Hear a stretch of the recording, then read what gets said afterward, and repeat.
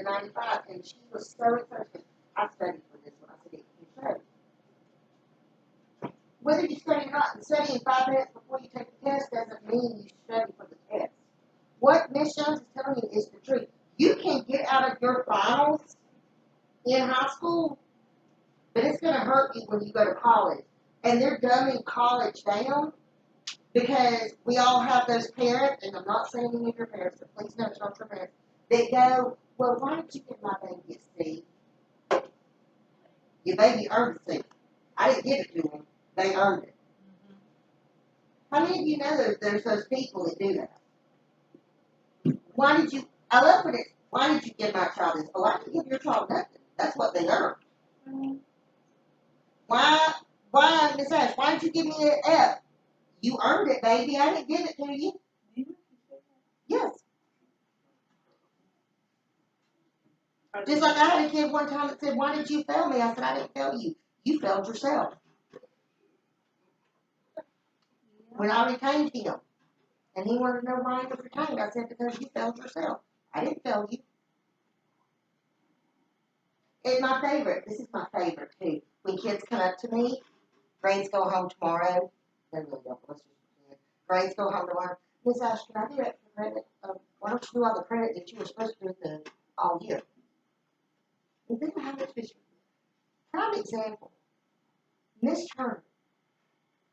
She has given more extra credit to all of y'all on this side of the hallway than she ever has.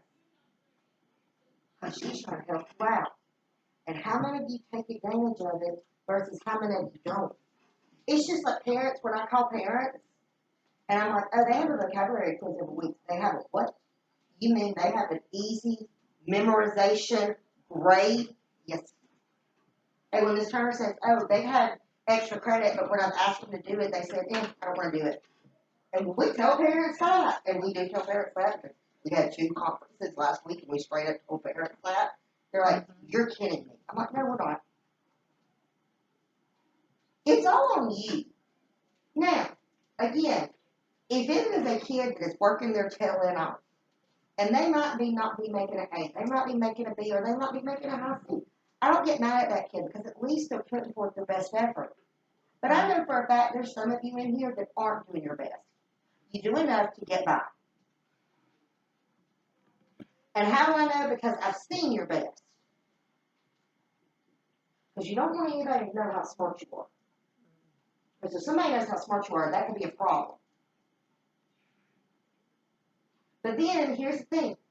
Where I appreciate, you're taking a test. Or doing something like this. You come up to me. Miss Ash, what exactly is this saying? I'm like, okay, well, read what it says. And then we're able to communicate and me just not give you the answer. To help you figure out the answer. Guys, there's a lot that y'all can do as students. That's just common advice. That's not even, I'm not telling you anything. I'm just saying in general, there is so much more that you can do as a student that would make education, your educational life, so much easier.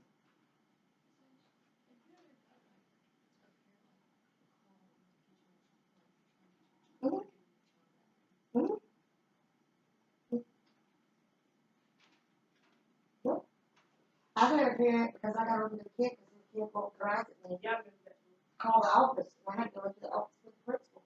I had a parent last year who, the kid really liked me.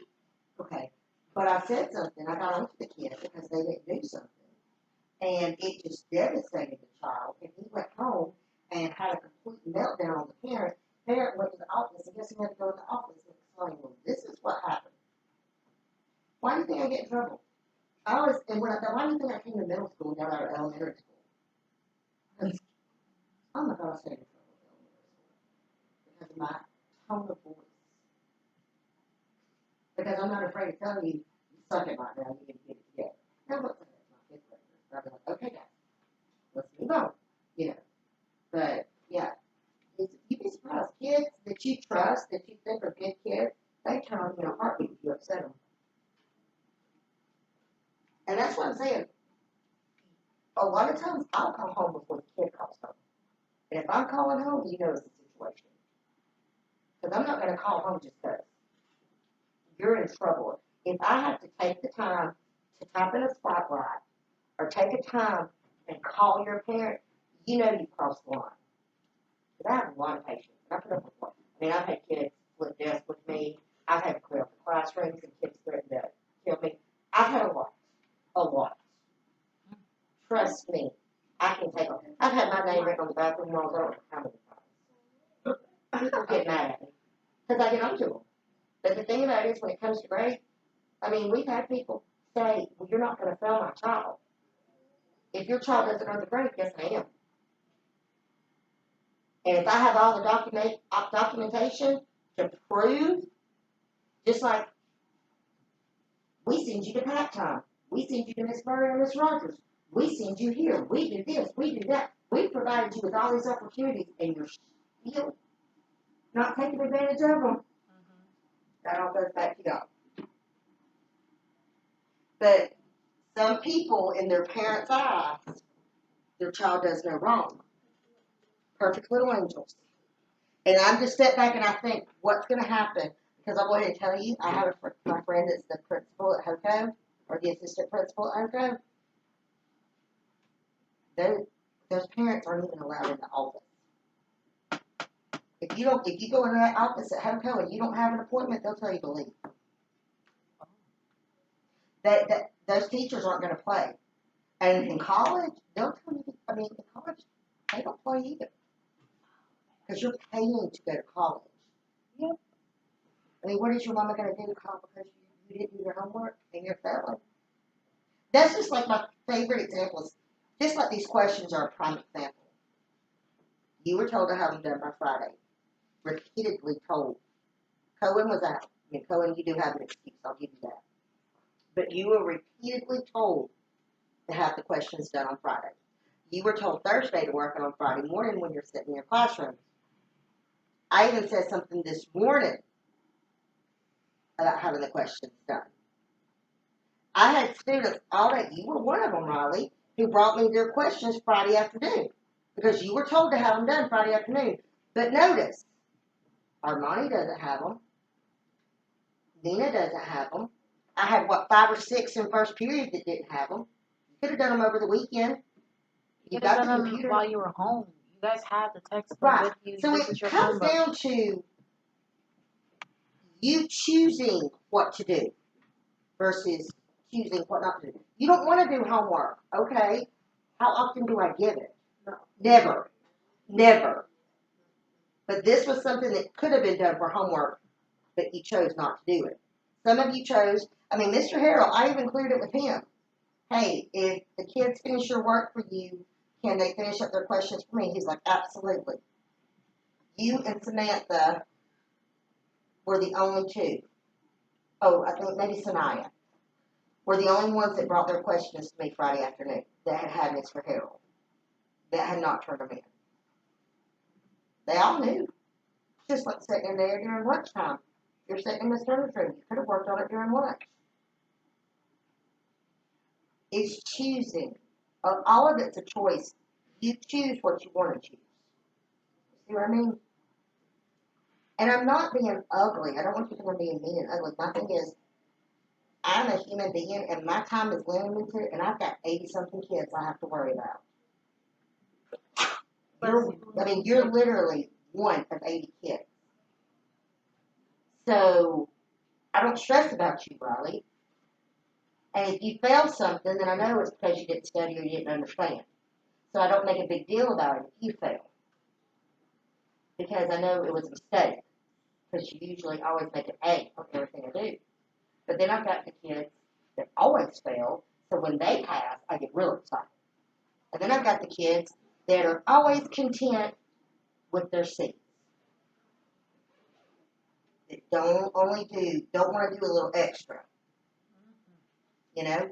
Or play games, either or. So, go ahead. Really, really quickly, let's go over the vocabulary that was brought to. Oh, you guys did it? Oh, okay. Just for time Just so that, because this is also practice for you guys for Friday. So select the letter of the word whose meaning is similar to the vocabulary word absorb, bleed, consume, sting. Yes. Who agrees with saying that it's consumed? Check it. All right. Similar to the word wholly. Totally, partially, fortunately. Yes. Who all agrees that it's totally? Okay. Immerse. Is it submerge, undercover, or enormous? Undercover. No, it's submerged. Submerge? Who says it's submerge? Who says it's something else? Because I see some people who doesn't have their hands up. Actually, it might be B. Maybe B. It's submerged. I don't even know. Let's see if it's submerged. Let's see. And it is. Oh, we got more. Irrelevant. Is it dreamlike, appropriate, unnecessary? Yes. C. Who says it's all that it's unnecessary? Okay.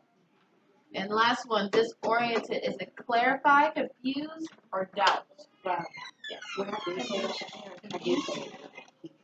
Who all thinks that it's confused?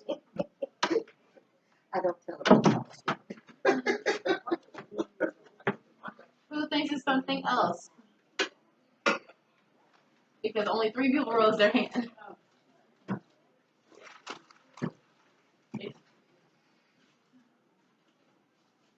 You. Okay. You all can pack up. If you are not going to Miss Turner, you may go on to wherever else you gotta go.